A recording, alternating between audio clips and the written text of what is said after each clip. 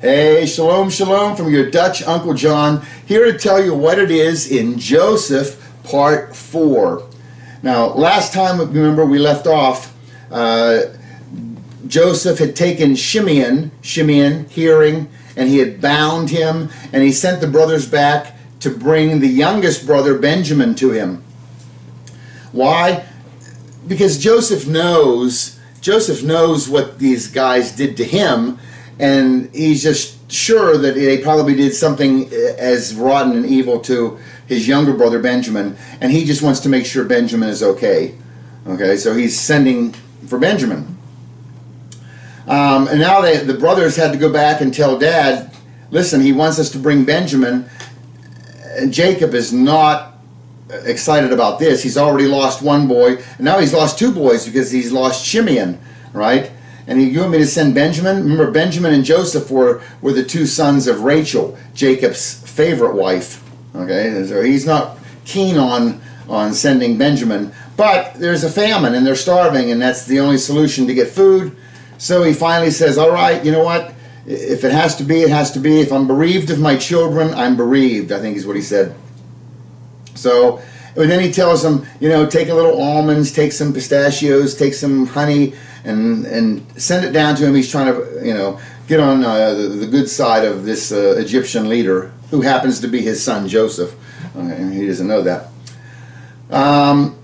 So they send. He agrees to have Joseph go down there. Okay, Jacob agrees to send Benjamin down to Joseph. And we're in Genesis 43, starting in verse 16. I think he says, when Joseph saw Benjamin with them, he said to his house steward, bring the men into the house and slay an animal and make ready, for the men are to dine with me at noon. So the man did as Joseph said and brought the men to Joseph's house. Now the men were afraid because they were brought to Joseph's house, and they said, it is because of the money that was returned in our sacks the first time that we are being brought in, that he may seek occasion against us and fall upon us and take us for slaves with our donkeys. Remember, whenever they went back the first time, Joseph had their money put in the sacks, and so they're thinking, oh, he's bringing them to his house to pounce on them for them stealing their money back, which they didn't do. Okay, it's interesting. It says that Joseph said to his house steward. Remember, Joseph is a type of Yeshua.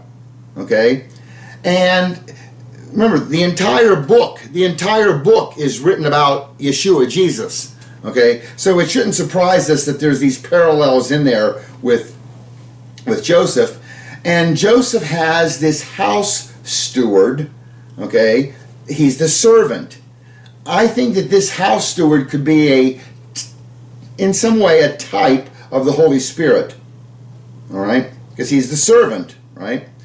And he's the one who's going to inform the brothers of things, of what's happening. So verse 19, so they came near to Joseph's house steward and spoke to him at the entrance of the house. In verses 20 to 22, the brothers tell the steward their whole tale. I'm not going to read through it all. Verse 23, the house steward said, be at ease, don't be afraid. Your God and the God of your father has given your treasure in your sacks. I had your money. Then he brought Shimeon out to them. Then the man brought the men into Joseph's house and gave them water, and they washed their feet and gave their donkeys fodder. Verse 25, so they prepared the present for Joseph's coming at noon. Before I read that, notice how do the brothers learn about this coming of Joseph? From the house steward, from the servant. See, that's kind of a Holy Spirit type, right? How do we learn about Yeshua? The Holy Spirit comes to us and tells us. Okay? So that might be a parallel there. So they prepared the present for Joseph's coming at noon, for they had heard that they were to eat a meal there. When Joseph came home, they brought into the house to him the present which was in their hand and bowed to the ground before him. He then asked about their welfare and said, "Is your old father well, of whom you spoke? Is he still alive?" And they said, "Your servant our father is well. He is still alive." And they bowed down in homage. Notice the brothers are bowing down to Joseph. We saw that way back in part 1 when Joseph had the dreams of the sheaves in the field bowing down to Joseph's sheave.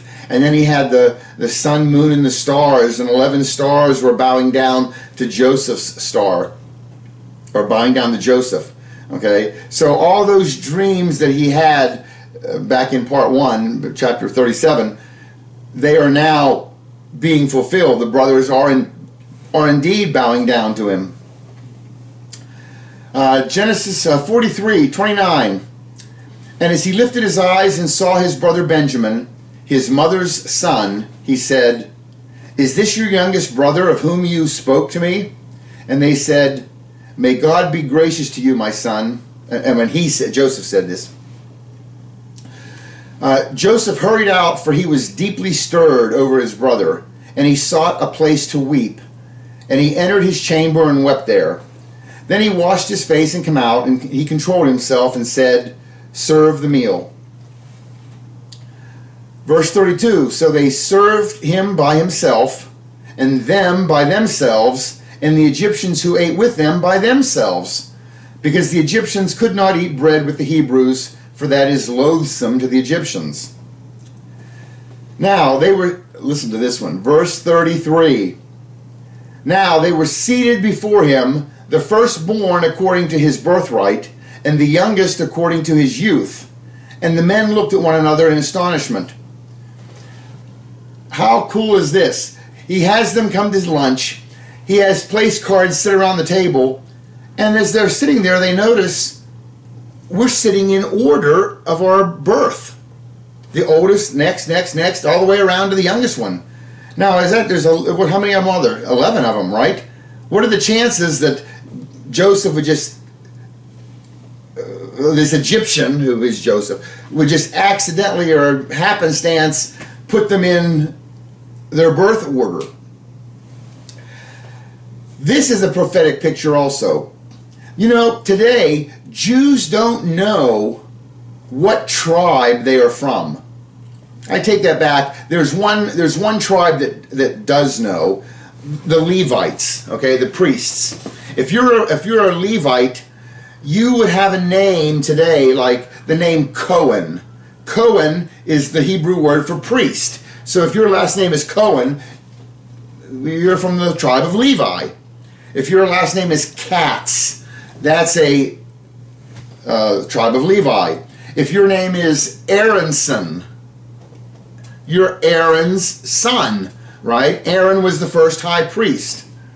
Does this make sense? Levi, you're the priestly tribe.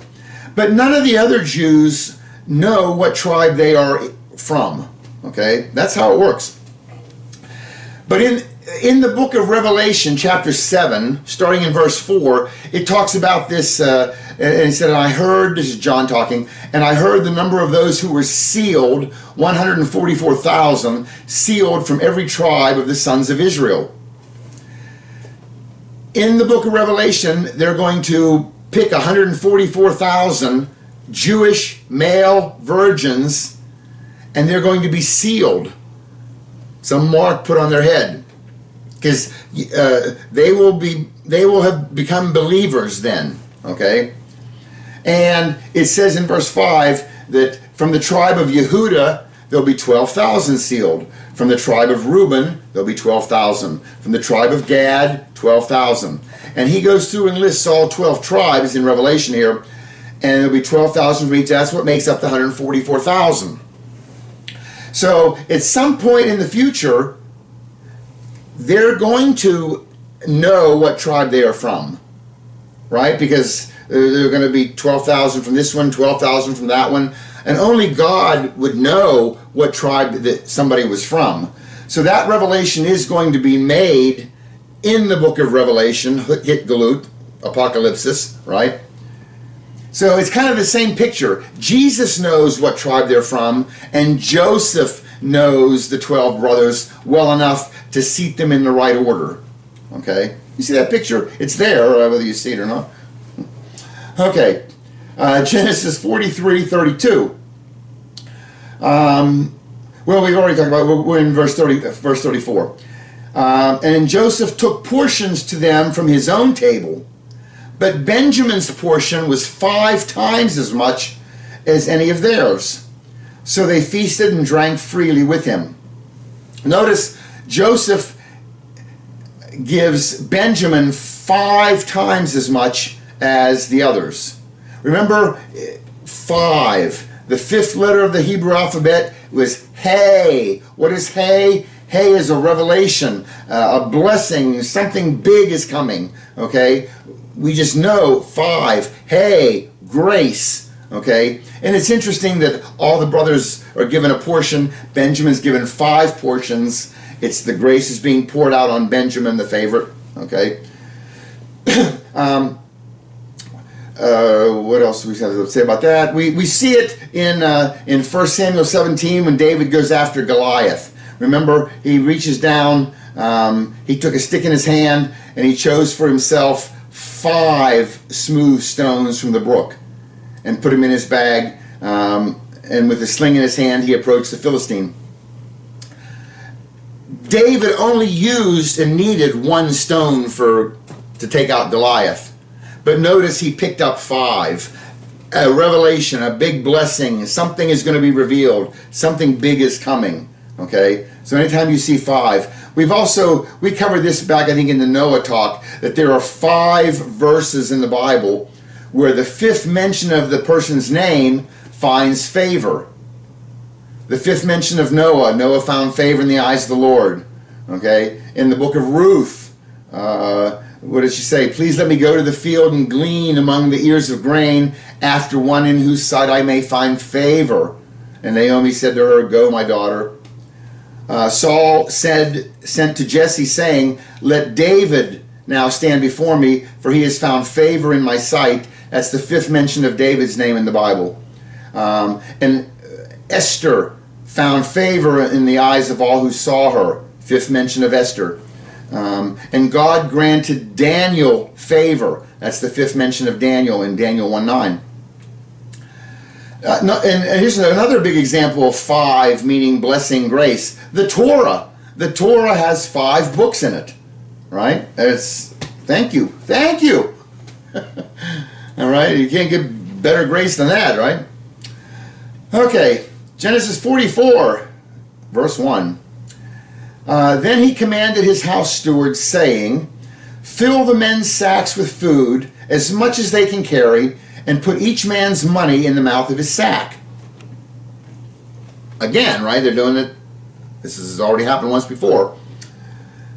Then in verse 2, Joseph says, And put my cup, the silver cup, in the mouth of the sack of the youngest, and his money for the grain. And the servant did as Joseph had told him. And as soon as it was light, the men were sent away, they with their donkeys. And they had gone just out of the city, and were not far off, when Joseph said to his house steward, Up, follow the men, and when you overtake them, say to them, Why have you repaid evil for good? Is this not the one from which my Lord drinks, and which he indeed uses for divination? You have done wrong in doing this. Okay, there's this cup that he has buried in one of their sacks, and he's going to accuse them of stealing it. Okay, and it's kind of funny. He says, "Don't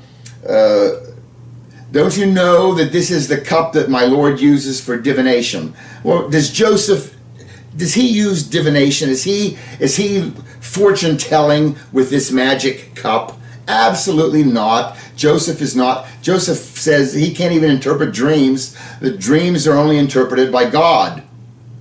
Okay? So he's kind of toying with them on this.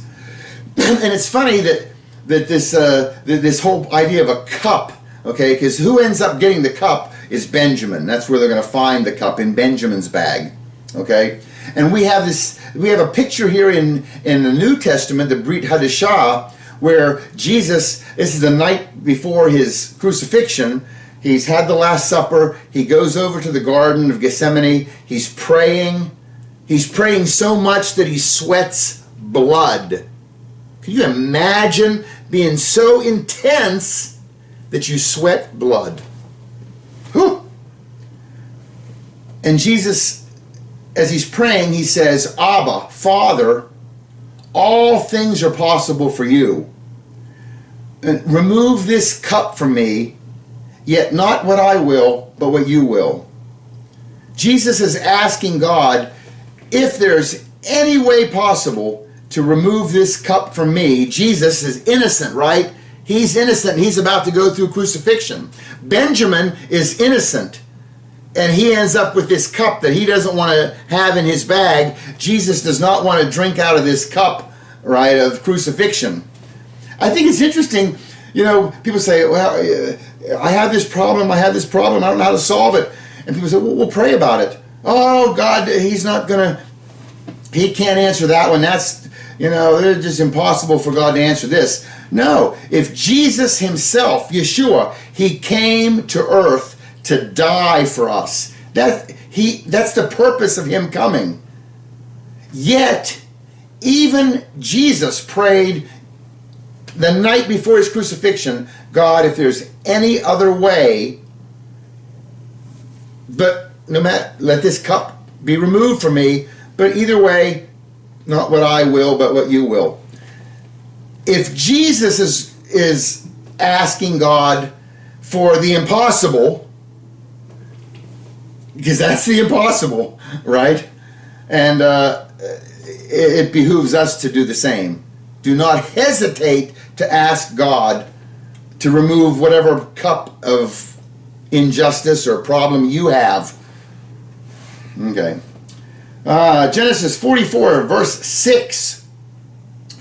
In verses 6 through 8, I'm not going to read them all, but the brothers proclaim they're innocent. You know, how could we steal silver and gold from your Lord's house? Verse 9. And then they say, with whomever of your servants it is found, let him die, and we also will be my Lord's slaves. So he said, now let it also be according to your words. He with whom it is found shall be my slave, and the rest of you shall be innocent. So the brothers are so sure that they are not guilty of taking this cup. They're just saying, hey, whoever the cup is found with, let him die, and the rest of us will be slaves. Little do they know that the cup is in Benjamin's bag here. Okay? But then the house steward says, no. Well, kind of no, kind of yes. We'll do according to your words. With whoever it is found, they will be my slave, and the rest of you shall be innocent. And the servant searched, and beginning with the oldest and ending with the youngest, and the cup was found in Benjamin's sack. Remember Benjamin, Ben-Yamin. Ben is son, Yamin is right hand. So Benjamin, the son of my right hand. Then they tore their clothes, and when each man loaded his donkey, they returned to the city. Okay, this is unbelievable. With whomever of your servants it is found, let him die, and we also will be my Lord's slaves. That's what their suggestion is. And no, the servant says, let it be according to your words. He with whom it is found shall be my slave. The rest will be innocent. That's nice. You know what that's a picture of? That's a picture in the Brit Hadashah, the New Testament, in John 11, verses 49 and 50. And this is verse 49. But one of them, Caiaphas, who was the high priest that year, said to them, you all know nothing at all, nor do you take into account that it is expedient for you that one man die for the people, and that the whole nation not perish. You see the parallel? We're not going to punish all 11 brothers for this missing cup. only the one in whose bag it is found. Okay? The same thing here in the New Testament. You know, it would be expedient for one person to die instead of all the Jews in Israel. Okay? If we can throw all the blame onto Yeshua, Jesus, that would solve our problem. Okay?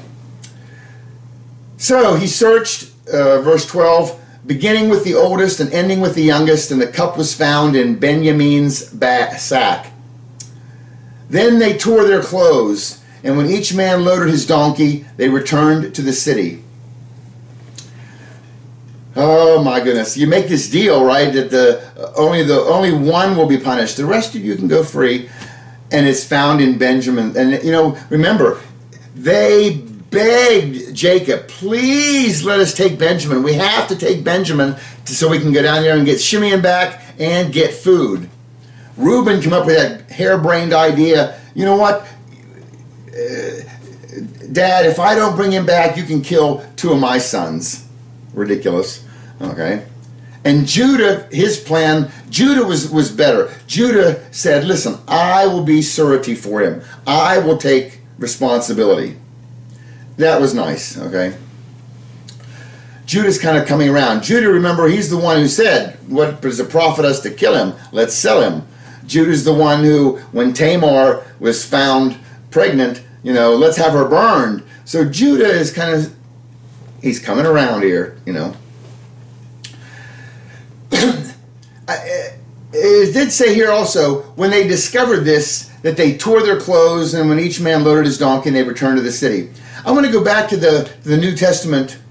Go back? No, I want to go forward to the New Testament in Matthew 26, verse 62, and talk about this trial with Jesus, because there's some really cool, poignant points here that kind of tie in. In verse 62, as the high priest stood up and said to Jesus, do you not answer? What is it these men are testifying against you? Notice, he's asking Jesus, okay, so what are you accused of? You know, it doesn't work that way. In our court system today, they can't get you to testify against you. Right? You have to, if you want to accuse me of something, you bring in 2 witnesses.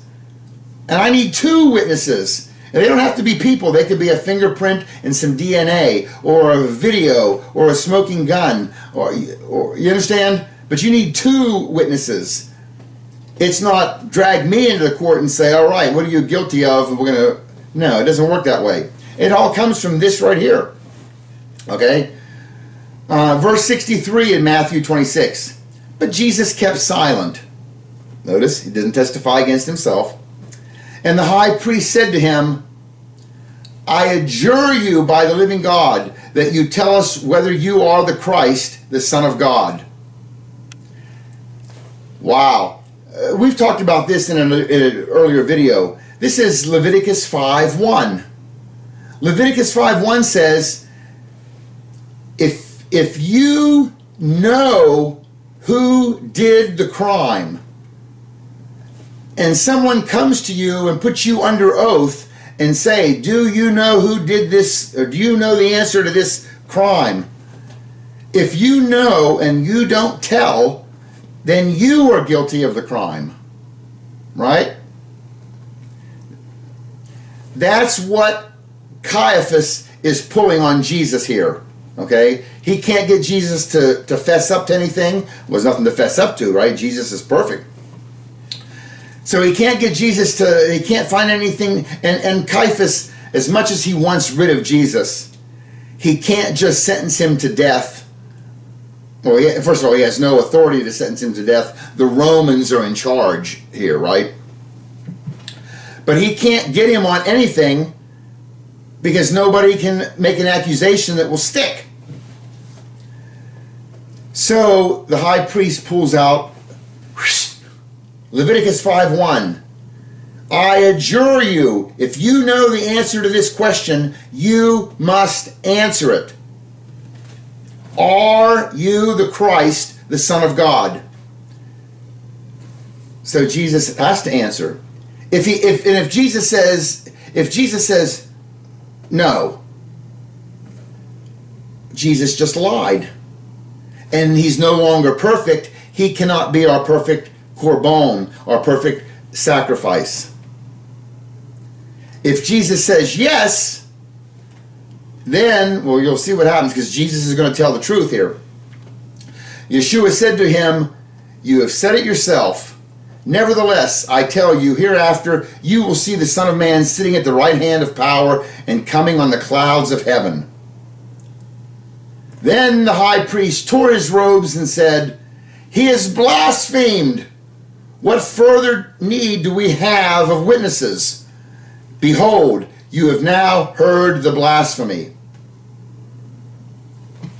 Okay, this is going to get good here. We're still going to talk about the Caiaphas Jesus thing here. Okay, Jesus tells the truth. Remember, I told you, if Jesus says no, he's a liar and the case is finished. If Jesus says yes, blasphemy. He's claiming to be the Son of God. He's claiming to be divine, right? Blasphemy. His sentence is death. And Caiaphas screams out and tears his own garment. And, okay, if you go back to Leviticus 21, you can go all through Leviticus and find these rules, but in Leviticus 21, 1 through 10, it gives a bunch of rules that are specific to the high priest. I'm going to just read a couple of them here. The Lord said to Moses, "Speak to the priests, the sons of Aaron, and say to them, no one shall defile himself for a dead person among his people." Let's see, in verse 5 it says, high priest, "They shall not make any baldness on their head, nor shave the edges of their beards, nor make any cuts in their flesh." Verse 7 says, "They shall not take a woman who is profane by harlotry, nor shall they take a woman divorced from her husband." Okay, so a priest can't marry, a high priest can't marry a divorced woman.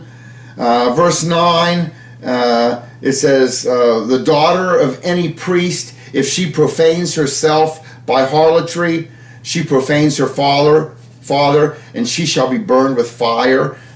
Remember this one? This is the one Judah is trying to have Tamar burned for getting pregnant. Doesn't apply to Tamar because she's not the daughter of a priest.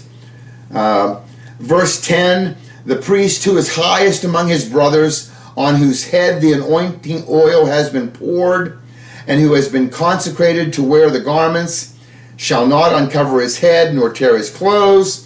So here's just a whole bunch of rules, and there's a bunch more that the high priest can't do.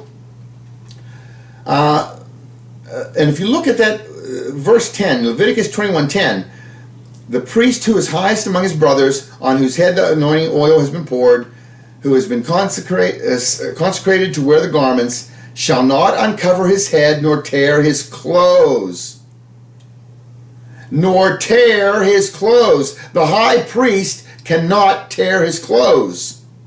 By the way, notice the word in there, in that word clothes, is bagad. Okay? We talked about that. Bagad is garment, right? This whole, how many deceptions by garment do we see in this story? Okay? But notice he can't tear his clothes. If you go back in Exodus, we're doing this is a rabbit trail of a rabbit trail. Exodus 28, it says, "These are the garments which they shall make for the high priest: a breastplate, and an ephod, and a robe, and a tunic of checkered work, a turban, and a sash. They shall make holy garments for Aaron and his brother, that he may minister as priest to me." Okay, so the priests had to wear certain garments. Verse 31 of Exodus 28, it says, "You shall make a robe of the ephod olive blue. There will be an opening at its top in the middle of it. Around its opening there shall be binding of woven work like the opening of a coat of mail, so that it will not be torn." Okay, the high priest has a specific garment that he's wearing that's got this double ring around the neck, so that it specifically cannot be torn, which is good because Leviticus 21 says the high priest may not tear his garment. But what happened whenever Caiaphas, picture this, Jesus said, "Yes, it's as you say, and soon I'll be returning," okay, riding on the clouds. Caiaphas yells blasphemy. Caiaphas takes his garment and tears it. Right there. Caiaphas is no longer high priest. He's purposely and premeditatively tore his own garment. Now there's an opening in the high priesthood. The minute Caiaphas tore that garment. Well, guess what? Jesus is he will fill that position. Remember, Jesus came to be our sacrifice. He came to be our high priest. He came to be everything for us. Our husband. Okay? And you see a picture of this when he's being crucified, John 19, verses 23 and 24. Remember that the soldiers, when they had crucified Jesus, took his outer garments and made 4 parts, a part to every soldier, and also his tunic. Now the tunic was seamless, woven in one piece. So they said to one another, "Let us not tear it, but cast lots for it, to decide whose it shall be." This was to fulfill the scripture, "They divided my outer garments among them, and for my clothing they did cast lots." Okay, he's quoting here Psalm 22. Psalm 22 is, my goodness, you read this, my God, why have you forsaken me?" This is a psalm that David does, but it's just pointing to the Messiah. Okay, it starts out, my God, why have you forsaken me?" The same words Jesus yells on the cross. And throughout this Psalm 22, it talks about that he was pierced, that none of his bones get broken. In verse 18 of Psalm 22, it says, "They divide my clothes among them, and they cast lots for my garment." This is what's happening with Jesus there on the cross. Okay? So the moment Caiaphas tears his garment, Caiaphas is not the high priest. Jesus is on the cross, and they're separating his garments here. You take this one, you take that one. Oh, look at this. This is one seamless piece. Let's not tear it. If we tear it, it ruins it. By Caiaphas tearing his, he's no longer the high priest. By Jesus not having his torn, it's showing that he is our new high priest. Is that beautiful? My goodness. And notice, back in Leviticus 21:10, where it actually gives the rule about you can't uncover your head or tear his garments. If you take the beginning of that verse, the priest who is the highest among his brothers, the priest who is highest among his brothers, take that sentence and mark off every 3rd letter, starting with the first hey. It spells out Hain, Dam, Yeshua. Behold the blood of Yeshua. God has woven that in every 3rd letter. I think that's kind of cool. I love it when he does stuff like that, don't you? Okay, and in Hebrews 4:14, it goes on and it reinforces, "Therefore, since we have a great high priest who has passed through the heavens, Yeshua, the Son of God, let us hold fast our confession." We see it again in Hebrews 6:19 and 20. "This hope we have as an anchor of our soul, a hope both secure and steadfast, and one which enters within the veil, where Yeshua has entered as a forerunner for us, having become a high priest forever, according to the order of Melchizedek." Remember in the Old Testament, whenever they sinned, the priest would have to kill the animal. One was the scapegoat and sent out. One of them, he'd take the blood of the sacrificial animal and go behind the veil. Only the high priest could do that and pour the blood on the Ark of the Covenant. Okay? Well, Jesus, he entered within that veil. Okay? In fact, when Jesus was crucified, it said that the veil was rent. The veil was torn. Okay, signifying that now we no longer need an earthly high priest to go and make atonement for us. Now the veil is torn. It's no longer. We have direct access to God, each of us. We don't need to make confessions to some priest in a confessional, we can go directly straight to God with Jesus as being our high priest. Very nice, isn't it? We don't no longer need to sacrifice an animal. We have the sacrificial blood of Yeshua Jesus. Okay, what was our topic today? Joseph. Let's go back there. Genesis 44, verse 14 and 15. Okay, when Judah, and his brothers came to Joseph's house, he was still there, and they fell to the ground before him. And Joseph said to them, "What is this deed you have done? Do you know that such a man as I can indeed practice divination?" Now that's interesting, because as I told you earlier, Joseph doesn't practice divination, right? So why is he telling them that? Well, remember, Joseph is a picture, a type of Yeshua, who's going to come later. And would you believe in Matthew 12:24, later the Pharisees and the religious leaders of Jesus' time, they are going to accuse Jesus of not practicing divination, but maybe, doing things, what do you call it, satanic. Matthew 12:24. But when the Pharisees heard this, they said, "This man casts out demons only by Beelzebub, the ruler of demons." So later the Jews are going to accuse Jesus, not the Jews, the Pharisees, who are Jews, but specific ones. They're going to accuse Jesus of dealing with satanic-y things, okay? And there's kind of a foretaste of this when Joseph says to them, "Don't you know such a man as I can practice divination?"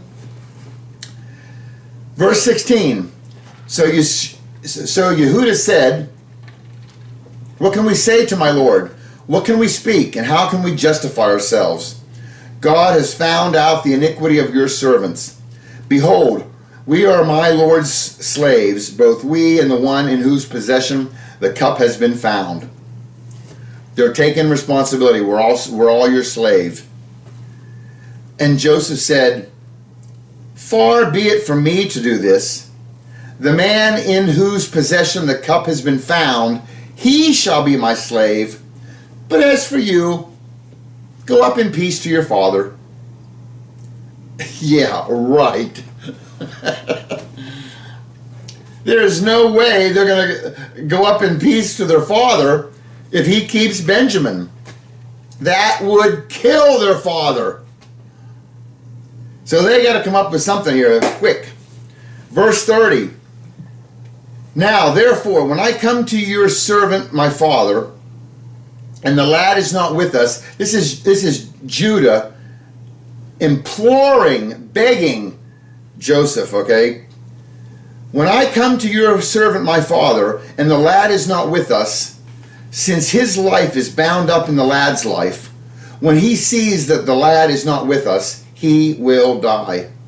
Thus your servants will bring the gray hair of your servant, our father, down to Sheol in sorrow. For your servant has become," he's talking about himself, Judah, "for your servant became surety for the lad to my father, saying, if I do not bring him back to you, then let me bear the blame before my father forever. Now therefore, please let your servant remain instead of the lad a slave to my lord, and let the lad go up with his brothers. For how shall I go to my father if the lad is not with me, for fear that I see the evil that would overtake my father?" Do you see what what Judah is doing here? Judah is saying, listen, there is no way I can go back there. My dad will die. Our father, your servant, our father, will die if I don't return with Benjamin. I gave him my word, so please take me. Let the boy go back with the brothers. Let me take the place of him. Wow, Judah's coming around here, isn't he? He's willing to give his own life for his brother. Reminds me of John 15:13. What does it say? Greater love has no one than this, that one lay down his life for his friends. That's what Judah's doing here. Very nice. Offering his own for, see, it's a picture of that a substitute can fill in for somebody else. Well, that's the whole Jesus picture, isn't it? Genesis 45:1. Then Joseph could not control himself before all those who stood by him, and he cried, "Have everyone go out from me," so that there was no man with him, when Joseph made himself known to his brothers.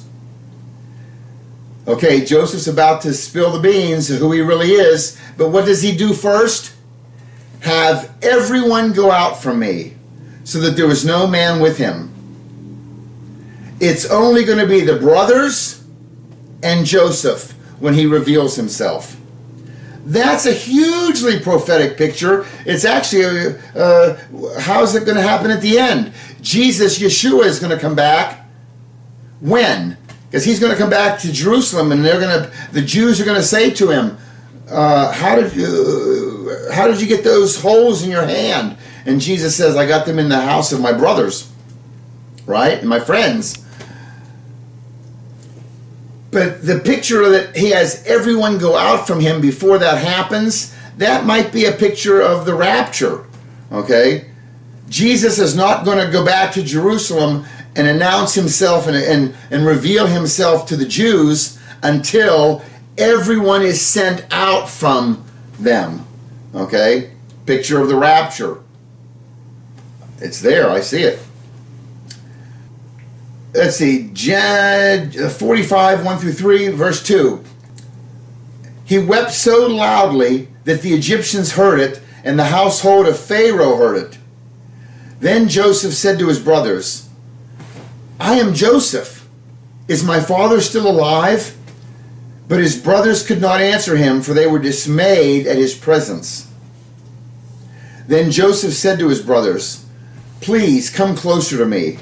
And they came closer, and he said, I am your brother Joseph, whom you sold into Egypt. Now do not be grieved or angry with yourself, because you sold me here, for God sent me before you to preserve life. There's a couple things here. One, he says, I am your brother Joseph, whom you sold into Egypt. Now, we talked about that back in part 1. I don't think that the brothers did sell him. They wanted to sell him, and we talked about that the Midianites pulled him out and sold him to the Ishmaelites, okay? But Joseph doesn't know that. Joseph is just a guy in a pit. All he knows is he gets pulled out and sold. He didn't know who actually, in his mind, his brothers did the selling. But he wasn't out of the pit watching the transaction. He's just assuming that they're the ones who did it. So just because it says here, I am your brother Joseph, whom you sold into Egypt, that does not prove that they sold him into Egypt. It just proves that Joseph thinks that they sold him into Egypt. Make sense? That's an important point. Okay? And that God sent him before to preserve life. All of this was part of the big plan. He knew that the famine was coming. He knew all this, and he had Joseph go to Egypt and being sold and the whole thing to preserve life. Very nice. A very complicated path, but it was all orchestrated and prophesied and set up by God. How neat is that? Okay, 45, 9 through 11. Hurry and go up to my father and say to him, Thus says your son Joseph, God has made me Lord of all of Egypt. Come down to me. Do not delay. You shall live in the land of Goshen, and you shall be near me, you and your children and your children's children, and your flocks and your herds and all that you have. There I will also provide for you, for there are still 5 years of famine to come, and you and your household and all that you have would be impoverished. Verse 12, Behold, your eyes see and the eyes of my brother Benjamin see that this is my mouth which is speaking to you. Now you must tell my father of all the splendor in Egypt and all that you have seen, and you must hurry and bring my father down here. Then he fell on his brother Benjamin's neck and wept, and Benjamin wept on his neck. And he kissed all his brothers and wept on them. And after Afterward, his brothers talked with him. Then Pharaoh said to Joseph, say to your brothers, do this, load your beasts and go to the land of Canaan, and take your father and your households and come to me, and I will give you the best land of Egypt, and you will eat the fat of the land. Now you were ordered, do this, take the wagons from the land of Egypt for your little ones and for your wives, and bring your father and come. Do not concern yourself with your goods, for the best of all the land of Egypt is yours. Remember, Egypt represents the world, right? You have the promised land, the land, and then you have the world. A lot of times in the Bible, when it talks about the land is Israel. When it talks about the seas, those are the nations. When it talks about Israel, that's God's promised land. When it talks about Egypt, Egypt is a kind of a symbol of the world. Okay? Verse 21. Then the sons of Israel did so, and Joseph gave them wagons according to the command of Pharaoh, and gave them provisions for the journey. To each of them he gave changes of garments. But to Benjamin he gave 300 pieces of silver and 5 changes of garments. There's that 5 again, blessings pouring out onto Benjamin. Okay, we see it in Matthew 9:16. Here's a couple more examples. Do you not understand or remember the 5 loaves of the 5,000? How many baskets full you picked up? Right? Jesus feeds 5,000 with 5 loaves. Okay? We were given 5 senses: sight, sound, smell, taste, touch. All right? We have 5 fingers right there. 5. Okay? What can we do with this? It's wonderful, right? So 5 blessings. Verse 23. To his father he sent as follows: 10 donkeys loaded with the best things of Egypt, 10 female donkeys loaded with grain and bread and sustenance for his father on the journey. So he sent his brothers away, and as they departed he said to them, do not quarrel on the journey. I think it's funny that they put that verse in there, because he knows these brothers. He has to warn them, don't be quarreling on the way. Verse 25. Then they came up from Egypt, and they came to the land of Canaan to their father Jacob. And they told him, saying, Joseph is still alive, and indeed he is ruler over all the land of Egypt. But Jacob was stunned, for he did not believe them. When they told him all the words of Joseph that he had spoken to them, and when he saw the wagons that Joseph had sent to carry him, the spirit of their father Jacob revived. Then Israel said, it is enough. My son Joseph is still alive. I will go and see him before I die. Isn't that neat? You get some, you ever just get depressed? And you don't want to go, and you get some really good news like this, right? And you are just revived. You just, okay, it just, woe is me, and then Dutch Uncle puts out a new video, and you are revived. Yeah, right.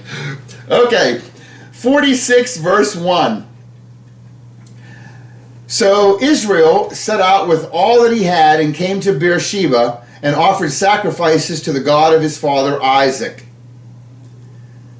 I think that's beautiful. First of all, Beersheba, Beer, remember, means well. Sheba is 7. This is the well of 7. But the first thing that Israel does is, instead of just, let's get in the wagons and go to Egypt, he goes and offers sacrifices. Is that what we do when we get the good news? Is the first thing we do, thank you, God, thank you. That is a beautiful picture there. Way to go. Point Jacob, point Israel. Verse 2. And God spoke to Israel in visions of the night and said, Jacob, Jacob. And he said, here I am. And he said, I am the God of your father, I am God, the God of your father. Do not be afraid to go down to Egypt, for I will make you a great nation there. I will go down with you to Egypt, and I will also surely bring you up again, and Joseph will close your eyes. So his son Joseph will be there when he dies, right? That's the closing of the eyes. By the way, in verse 2, when he says, Jacob, Jacob, and he says, here am I. There are 7 times in the Bible that somebody's name is repeated. There are 4 in the Old Testament. Abraham, Abraham. Abraham says, here am I. Jacob, Jacob, here am I. Moses, Moses, here am I. Samuel, Samuel, speak, for your servant is listening. And in the New Testament, there are 3, Martha, Martha, Simon, Simon, and Saul, Saul. Notice the 3 in the New Testament are not as, the responses aren't as gung-ho as in the Old Testament. In the Old Testament, here am I. I mean, they're ready to answer. They're ready to go do whatever God's calling, you know. In the New Testament, you're Martha, you're worried and bothered by so many things. Simon, why do you give Satan permission to sift you like wheat? Saul, why are you persecuting me? A little bit different here on the... But the point is that there are 7, 7 being that completion, perfection number, right? Okay, Genesis 46, verse 5. Then Jacob arose from Beersheba, and the sons of Israel carried their father Jacob and the little ones and their wives in the wagons which Pharaoh had sent to carry him. And they took their livestock and their property, which they had acquired in the land of Canaan, and came to Egypt, Jacob and all his descendants with him. His sons and his grandsons with him, and his daughters and his granddaughters and all his descendants he brought with him to Egypt. And the sons of Joseph who were born to him in Egypt were 2, and all the persons of the house of Jacob who came to Egypt were 70. So Jacob shows up with 70. 70. That's a huge number, right? Biblically. 46:28. Now he sent Yehudah before him to Joseph, Jacob did, to the point out the way before him to Goshen, and they came into the land of Goshen. Joseph prepared his chariot and went up to Goshen to meet his father Israel. As soon as he appeared before him, he fell on his neck and wept on his neck a long time. Then Israel said to Joseph, now let me die, since I have seen your face, that you are still alive. There's more falling on the neck. Remember they did that when he saw Benjamin. He fell on Benjamin's neck, and Benjamin fell on his neck, and now he's falling on Jacob's neck. A lot of neck falling going on. Genesis 47, we're not going to read it all, but this is where Pharaoh meets Jacob. That's verses 1 to 12. Verses 13 through 26, they retell the whole story of the famine. Okay, and 47:27, it says, now Israel lived in the land of Egypt in Goshen, and they acquired property in it and were fruitful and became very numerous. Verse 28, Jacob lived in the land of Egypt 17 years. So the length of Jacob's life was 147 years. When the time for Israel to die drew near, he called his son Joseph and said to him, please, if I have found favor in your sight, place now your hand under my thigh and deal with me in kindness and faithfulness. Please do not bury me in Egypt. But when I lie down with my fathers, you shall carry me out of Egypt and bury me in their burial place. And Joseph said, I will do as you have said. And he said, swear to me. So he swore to him. Then Israel bowed in worship at the head of the bed. Genesis 48. Verse 1, now it came about after these things that Joseph was told, behold, your father is sick. So he took his 2 sons, Manasseh and Ephraim, with him. When it was told to Jacob, behold, your son Joseph has come to you, Israel collected his strength and sat up in the bed. Then Jacob said to Joseph, God Almighty appeared to me at Luz in the land of Canaan and blessed me. And he said to me, Behold, I will make you fruitful and numerous, and I will make you a company of peoples, and will give this land to your descendants after you for an everlasting possession. Now your 2 sons, who were born to you in the land of Egypt before I came to you in Egypt, are mine. Ephraim and Manasseh shall be mine, as Reuben and Simeon are. But your offspring after, the offspring that you have been born after them shall be yours. They shall be called by the names of their brothers and their inheritance. Here's what Israel's just done. He's about to die. He sits up in bed, he calls Joseph in and says, listen, these 2 boys of yours, Ephraim and Manasseh, they are my sons. They are equal to Reuben and Simeon and all the others. You understand?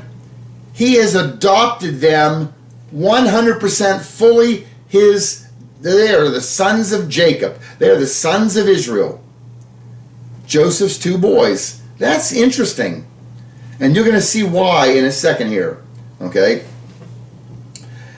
You know, back at the beginning of this talk, we showed you the 12 tribes of Israel. Here they are. Okay? Reuben, Simeon, Levi, Judah, Dan, Naphtali, Gad, Asher, Issachar, Zebulun, Joseph, and Benjamin. That's the order that they were born. Here's their gematria values. Here's how you spell their names in Hebrew. Got it? Okay? And there was all kind of clever things when you added up their names. They added up to 3182, which happened to be Elohim's value, 86 times 37. Remember the 37s just show up everywhere. Okay? We also had different combinations. These 4 were 1147, and these 4, and these 4. Remember, which happens to be L, 31 times 37. Right? We had these 4 adding up to 888. You had all this beautiful gematria working out, and which is 24 times 37 here with Yeshua, Jesus. His name is 888 in the Greek. Okay? That's what we had at the beginning of the story. These are the original 12 sons of Jacob. But now, at the end of this story, you're going to have Joseph. Joseph's going to die soon, okay? Well, Jacob's definitely going to be dying soon. But at the end of Genesis, Joseph dies, okay? And when you get to Exodus and you read on in the rest of the Torah, you don't have those original 12 sons anymore. Now you have a different set of 12 sons. The new set, and I have them here juxtaposed against each other, from Exodus on, you've got Reuben, Simeon, Judah, Dan, Naphtali, Gad, Asher, Issachar, Zebulun, Benjamin, Manasseh, and Ephraim. Notice in the new list, who's missing? Well, Joseph's missing. Why? Well, because Joseph died at the end of Genesis. And you know who else is missing? Levi. Right? Well, why are those 2 boys missing? Notice, there's still 12 tribes. There's still 12 sons listed. It's just a different 12. Okay? And let me explain what's going to happen here. In the rest of the Torah, Levi is going to become the Levites, right? And they will not be listed in the inheritance of Israel, of Jacob, okay? They will not get one of the portions, okay? In fact, it talks about that the priests, the Levites, their inheritance is the Lord. They are going to be the priests, the priestly tribe, okay? And I mean, you can't get a better inheritance than Yahweh. Yahweh is your inheritance, Levites. The other boys, they are all going to get a chunk of land in the promised land, okay? So what about Manasseh and Ephraim? How do they work in? Well, remember, Joseph, he was a son of Jacob. He should get a piece of land, okay? But Joseph, he's going to get 2 pieces of land. Remember the firstborn son, Becher, Beit Kaf Resh, 222, it adds up. 2, 2, 2. The firstborn gets a double portion, right? Well, Reuben is the firstborn, correct? But the problem was, Reuben, he was a wild kid. If you go to the end of Genesis 49, okay, verses 2 and 4, this is when Jacob is giving blessings to all the sons. And he says, "Gather together and hear, O sons of Jacob, and listen to Israel your father. Reuben, you are my firstborn, my might, and the beginning of my strength, preeminent in dignity and preeminent in power. Uncontrolled as water. You shall not have preeminence, because you went up to your father's bed, then you defiled it, and he went up to my couch." So although Reuben was the firstborn to Leah, Jacob's first wife, Reuben did some bad things. He went and slept with his father's concubine, so he loses the benefit of being firstborn. Joseph is also a firstborn. Joseph is the firstborn to Rachel, the one that Jacob really loved. So when Reuben gets kicked out of the firstborn category and the benefits for it, Joseph moves in as the firstborn of the second wife. So Joseph is going to get this double portion. Make sense? Okay. And so whenever you have the list of 12 tribes from Exodus on, you're going to have the original brothers minus Levi, Levi, because he gets the God as Yahweh as his inheritance. And when you get to Joseph, Joseph's dead. Joseph died at the end of Genesis. So Joseph's 2 boys, remember, Joseph's going to get a double portion. 1 portion goes to Ephraim, 1 portion goes to Manasseh.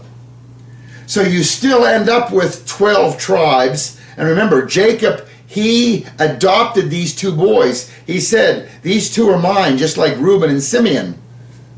Okay? So whenever you see how they divided up the land, there'll be a portion for Ephraim, there'll be a portion for Manasseh. Does that make sense? Of course it does. Okay.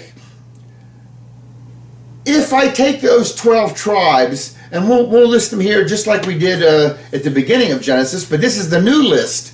Okay, Reuben, Simeon, Judah, Dan. See, Levi is out, and Joseph is out, and we've put Manasseh and Ephraim in. And we put in all their gematria values, and there's their spellings of their names. Okay. Now, remember, all the earlier ones, they all had divisible by 37, divisible by 37. Now the 12 tribes, if you add them up with Manasseh and Ephraim, they add up to 3,700 exactly. Hold on, we got a phone call here. Hello? Sorry, we were interrupted by a phone call, but we're back. Okay, my friend from Israel called. How cool is that? Okay, so we're talking about the 12 sons, the 12 new sons, right? Levi becomes the priest. Joseph is dead. Manasseh and Ephraim are taking his place, right? And if you add up the 12 from Exodus on, all right, those 12 boys add up to 3,700. That is so cool. Yes? And I've gone and I put the 12 in this, there's a what, 3 across, 4 up and down, 12 boxes. And I've even put them in order. You got, starting up in the upper right is Reuben, and work your way across. Simeon is next, Judah, Dan, Naphtali, Gad, Asher, Issachar, Zebulun, and at the bottom, Benjamin. And then you have Manasseh and Ephraim. They're in order in their ages here. You see it? Okay. Now, what's kind of cool about this, not kind of cool, what's absolutely very cool in this is, if you look at the two in the upper left, Judah and Gad, Judah's name adds up to 30 in the Gematria. And Gad, it's a Gimel and a Dalet, 3 and 4 is 7. Judah and Gad, just those two tribes alone add up to 37. That's neat. Remember, all 12 are going to add up to 3,700, but those two up in the corner, left corner, add up to 37. And look at Reuben. Reuben's name adds up to 259 by itself, the red. And 259 is 7 times 37. Again, very cool. Check out Simeon and Naphtali. They border each other here. Simeon's 466, Naphtali's 570. They add up to 1036, which is 28 times 37. Issachar and Zebulun add up to 925 together. That's 25 times 37. The three across the bottom, Benjamin, Manasseh, and Ephraim, add up to 888, the same value as Jesus in Greek, but that's 24 times 37. And Dan and Asher add up to 555, which is 15 times 37. Not only do they all add up to 3,700, but different groupings of them are also divisible by 37.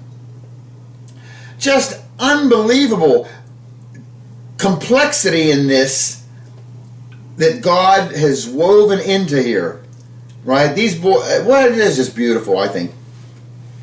Okay. Genesis 48:7. Now, as for me, when I came, this is Jacob speaking. Now, as for me, when I came from Padan, Rachel died, to my sorrow, in the land of Canaan on the journey, when there was still some distance to go to Ephrath, and I buried her there, on the way to Ephrath, that is Bethlehem. He continues, verse 8, when Israel saw Joseph's sons, he said, who are these? And Joseph said to his father, they are my sons, whom God has given me here. So he said, bring them to me, please, that I may bless them.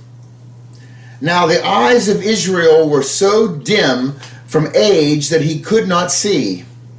Then Joseph brought them close to him, and he kissed them and embraced them. Israel said to Joseph, I never expected to see your face, and behold, God has let me see your children as well. Then Joseph took them from his knee and bowed with his face to the ground. Joseph took them both, Ephraim with his right hand toward Israel's left, and Manasseh with his left hand toward Israel's right, and brought them close to him. Okay, I have that gets confusing, so I've mapped it out here, okay? Let's see. Ephraim has his right hand toward Israel's left hand, and Manasseh has his left hand toward Israel's right hand. They're standing there. I have a picture at the bottom. Verse 14. But Israel stretched out his right hand and laid it on the head of Ephraim, who was the younger, and his left hand on Manasseh's head, crossing his hands, although Manasseh was the firstborn. All right. You know, remember, Benjamin is Benjamin, son of my right hand. Your right hand is your strength. When Yeshua, Jesus, when he dies and raises from the dead, he goes up and he sits at the right hand of God. The right hand is the predominant hand, right? That gets the blessing. That's the good, all right? And here, Israel, Jacob, is about to bless these two grandsons, and what does he do? He stretched out his right hand and laid it on the head of Ephraim, who was the younger, and his left hand on Manasseh's head, crossing his hands, although Manasseh was the firstborn. So Ephraim the younger is getting the right hand. You see the problem here? Okay. Well, if you don't matter. Joseph sees the problem. Okay. And Joseph tries to correct his dad. Okay. Well, we'll talk about that in a minute. In verse 15, let's hear the blessing. Jacob blessed Joseph and said, so here comes the blessing that he's about to give.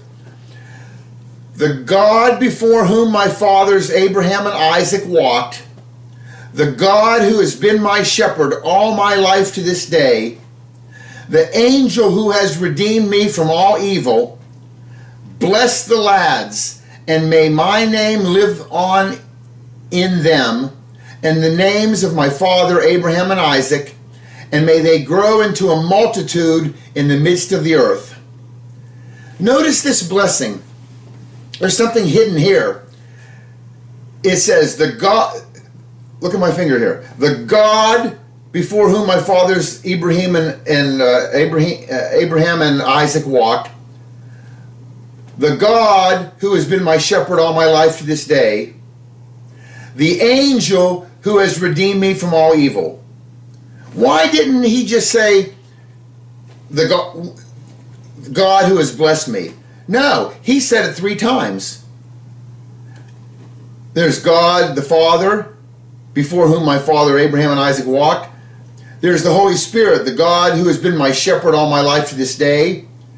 And there's the third, the angel who has redeemed me from all evil. I'm going to put the angel as being the son, Yeshua, because remember, Yeshua came down and wrestled with Jacob earlier in his life, right? That was the angel of the Lord, the messenger of the Lord. This is a pre-incarnate Jesus coming down to earth and wrestling Jacob. A Christophany, they call it, right?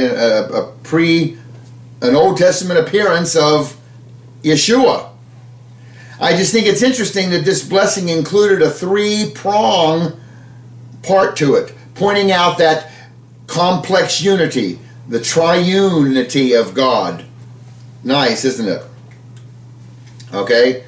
Verse 17. When Joseph saw that his father laid his right hand on Ephraim's head, it displeased him, and he grasped his father's hand to remove it from Ephraim's head to Manasseh's head. So, where he's doing that blessing, remember he puts his right hand over on Ephraim and his left hand on Manasseh, and Joseph says, no, Dad, you got it wrong. First of all, how could you even? I mean, Jacob knows all about mixing up blessings. If you remember, right, Jacob is the one who he bought the birthright from Esau, and then he went in and covered his arm with goat hair into his father Isaac and tricked Isaac into giving him, the younger Jacob, the blessing that Esau was supposed to get. So Jacob knows all about blessings and mixed up blessings and giving the wrong one to the wrong one. Joseph doesn't need to be coaching his dad on giving the blessing, right? Not so, Father. This is the firstborn. But his father refused and said, I know, my son, I know. He also will become a people, and he will also be great. However, his younger brother shall be greater than he, and his descendants shall become a multitude of nations. He blessed them that day, saying, by you Israel will pronounce blessing, saying, may God make you like Ephraim and Manasseh. Then he put Ephraim before Manasseh. You know, I want to point out something here. Whenever he brings these 2 boys in, and he's giving this blessing, and he puts this hand over on that one, and he puts this hand over on that one, and he tells them, you 2 boys are mine. Remember, he adopted them. They became part of Israel. and got a blessing. And you know what you see when that happens? Look here. You see his arms are crossed. There's the cross. And remember, Ephraim and Manasseh are not Jews. They are sons of Joseph. And who's Joseph married to? Potiphera, Asenath, the daughter of Potiphera, the high priest of On, an Egyptian. She is Egyptian. She is not Jewish, which means her two boys, Ephraim and Manasseh, are not Jewish. They are Gentiles. Yet they become full-fledged sons of Jacob. How? Through the cross. I am a Gentile, and maybe many of you are Gentiles watching this, but you are going to become part of Israel through the cross.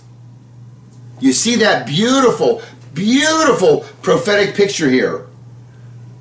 It talks about it in Romans, how we, the Gentiles, we are grafted into Israel. We are the wild olive branch. Israel is the olive tree. And it has natural olive branches. Those are the Jews. And then over here, you have the wild olive tree and the wild olive branches, me and other Gentiles. Yet we can become part of Israel. How? We are grafted in because of Yeshua's finished work on the cross. It's the cross that brings us in, just like he crossed his arms and brings in those two boys, Ephraim and Manasseh. How beautiful is that? I think I'll have a drink to that. Wonderful, wonderful picture. Okay? And then in Genesis 25, remember Jacob and Esau, right? And Jacob makes the stew, and Esau came and said, hey, Esau said to Jacob, please let me have a swallow of that red stuff there, for I am famished. Therefore his name was called Edom, red. And Jacob said, first sell me your birthright. Okay? Esau said, listen, behold, I'm about to die, so what use is a birthright to me? And Jacob said, first swear to me. So Esau swore to him and sold his birthright to Jacob. Then Jacob gave Esau bread and lentil stew, and he ate and drank and rose up and went his way. Thus Esau despised his birthright. Here's another example. Remember, Jacob preempted. Jacob's the second born. Esau is the first, and Jacob became the preeminent. Right? Right here. Esau gave away, sold his birthright. By the way, this is a nice picture. Esau comes and says, hey, give me some of that red stuff. I'm about to die. He wants a bite of stew. Okay? And look what it says. Then Jacob gave Esau bread and lentil stew. Wait, he gave him bread and lentil stew. Bread wasn't in the deal. That was very nice of Jacob to, here's the stew. Oh, and have some bread. And he ate and drank. Oh, he drank? Oh, yes. You understand? He's throwing some stuff in extra. That wasn't part of the deal. Jacob was not screwing his brother here. He gave him and then gave him some extra. You know, it's kind of like the baker's dozen. You go to a Jew and say, yes, give me a dozen of those, and they throw in 13. That's the picture, right? You're not going to come back and complain we got a bad deal. I gave you what we agreed on. I even gave you a little bit extra. I like that. I think that's a Jewish concept, right? Make the customer happy. But anyway, this birthright that he's getting, it includes some things. Jacob gets the birthright. Remember, part of the birthright, you get a double portion because you are the firstborn. But if you sell that birthright, then that double portion now goes to the next, whoever it's going to. So Reuben didn't get the double portion. Joseph gets the double portion, and then it went to his two sons, Ephraim and Manasseh.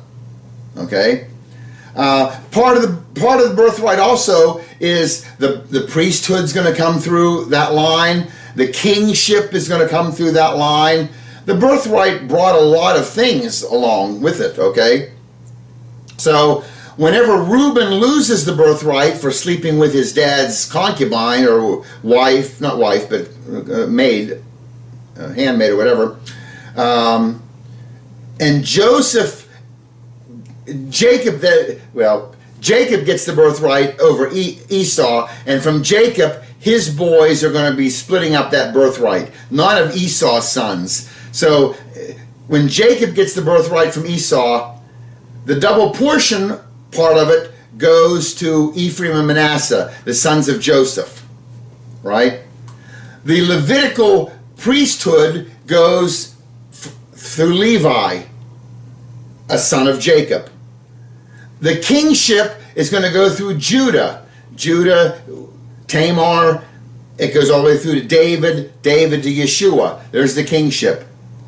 You see how important it was when Jacob got that birthright from Esau, it carried a lot of things with it. And they all came through Jacob. Kingship through Judah, a son of Jacob. The priesthood through Levi, a son of Jacob. The double portion came through Joseph, a son of Jacob. Not the first son, Reuben, but the firstborn of his second wife, Rachel. So that birthright purchase that happened between Esau and Jacob, that's huge because all these things came out from it. You see that? Okay. What else? And 1 Chronicles 5:2 explains why Reuben didn't get it. It says, "Now the sons of Reuben, the firstborn of Israel, for he was the firstborn, but because he defiled his father's bed, his birthright was given to the sons of Joseph, the son of Israel, so that he is not enrolled in the genealogy according to the birthright." See it? This is why Joseph's son, Ephraim and Manasseh, who are fully adopted by Jacob, they each get a portion. There's the double portion, because Joseph's dead. Joseph's going to die at the end of Genesis, and these two boys then get each a piece, right? Okay. What else we got here? Genesis 49. This is the end here where Jacob is blessing everybody, and we already said he told Reuben, "You're not getting you're uncontrollable as water," and whatever he said to him. But for Judah, verse 8, it says, "Yehudah, your brothers shall praise you." This is the blessing Jacob's giving all the boys. "Judah, your brothers shall praise you." Remember, Judah means praise. "Your hand shall be on the neck of your enemies. Your father's sons shall bow down to you." Judah is a lion's whelp. "From the prey, my son, you have gone up." He couches, he lies down as a lion, and as a lion who dares rouse him up. Verse 10, "The scepter shall not depart from Yehudah, nor the ruler's staff from between his feet, until Shiloh comes, and to him shall be the obedience of the people." That verse 10, that's huge. The scepter, here's the scepter, right? You're in control if you're holding the scepter. "The scepter shall not depart from Judah." This means the kingship is going to go through the line of Judah. Jesus, Yeshua, he is from the line of Judah. We talked about it with Judah and Tamar, and they had the two twins, Perez, and then they go on down through and you get to Boaz, and Boaz has Obed and Jesse and David you keep going down and you come to Yeshua. The scepter, the kingship, is going through the line of Judah. And it says that this kingship will not depart from Judah, but that means it's going to depart at some point. "It shall not depart from Judah until Shiloh comes. That means at some point when Shiloh comes, the scepter will depart from Judah. Do you see that? Okay. Well, when did Shiloh? Who is Shiloh? Shiloh, it comes from like the word peace, and it represents the Messiah. So it says, the scepter will not depart Judah, so one of Judah's descendants will always be king in Israel until the Messiah comes. Then it's going to depart. Well, guess what? When Jesus shows up, when Yeshua, the Messiah, shows up, were the Jews in control? Did they have a king on the throne then? N-O spells no. Why? Remember, they did not have authority to kill Jesus. The Romans were in charge. You see, the scepter had departed from Judah. They didn't have the authority to kill. They had to get the Romans permission to do that. So this prophetic picture in verse 49:10 of Genesis, it's saying there will be a king on the throne in Israel, and that king will come from the line of until Messiah comes. This is it's almost proving itself that Shiloh must have come because the scepter had departed. They no longer had the authority to capital punishment somebody. You see that? That's huge and pretty also that it works. Okay. Okay, we're going to wind this up now. Genesis 50, verse 22.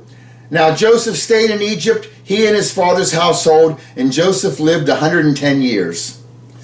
Joseph saw the third generation of Ephraim's sons. Also the sons of Machir, the son of Manasseh, were born on Joseph's knees. Joseph said to his brothers, I am about to die, but God will surely take care of you and bring you up from this land to the land which he promised on oath to Abraham and Isaac and Jacob. Then Joseph made the sons of Israel swear, saying, God will surely take care of you, and you shall carry my bones up from here. So Joseph died at the age of 110, and he was embalmed and placed in a coffin in Egypt. There's a lot happening there, okay? Joseph living 110 years old, he's about to die. He wants them to promise that you will take my bones back there and bury me when I do die, okay? No problem there. And then Joseph does die, and he's embalmed, and he's placed in a coffin in Egypt. This word for coffin, by the way, is aron. There it is, aron. We see that word elsewhere in the Bible. In Exodus 25:10, whenever he instructs them to build an ark, the Ark of the Covenant, they shall construct an ark of acacia wood, 2.5 cubits long and 1.5 cubits wide and 1.5 cubits high. This is the ark. The ark is where they put the tablets. The 10 Commandments went into the ark. A bowl of manna went into the ark. Aaron's rod, which budded, went into the ark. These 3 items went into the Ark of the Covenant. They had to carry it. It was all covered with gold. They was in the temple. This is where the high priest would go behind the priest and behind the veil and pour the blood on the mercy seat on top of the Ark of the Covenant. That Ark of the Covenant, that is the same word, aron. It's the same word as coffin that Joseph is put in. It has nothing to do with Noah's Ark. Noah's Ark was a tabah, okay? That's a different word completely. This word aron is 2 meanings. It's this coffin, and it's the box, the Ark of the Covenant, okay? That's interesting that they use this word for coffin and for ark, okay? I also think it's interesting the way Genesis 50:26 ends. It says Joseph died at 110, and he was embalmed and placed in a coffin in Egypt. What? That's the last verse of Genesis. Isn't that amazing? I mean, remember how Genesis began? In the beginning, God created the heavens and the earth. It starts out with a bang, and it ends up in a coffin in Egypt. How did this go from this to a coffin in Egypt? I think that's kind of almost the state of mankind. We were created in chapter 1 of Genesis. Man is created, and Genesis ends up ending in a coffin in Egypt. Yet, God has a plan to bring us back, right? Which involves also the Aron, the coffin, the Ark of the Covenant. It's going to be part of it, of his solution, right? Yeshua, the Word, the manna. Anyway, God bless you for watching. May God get the glory and the honor and the praise for putting all this beautiful stuff together. I really enjoyed this Joseph talk. I hope you did as well. And I guess we'll see you soon. God bless. Amen. Bye.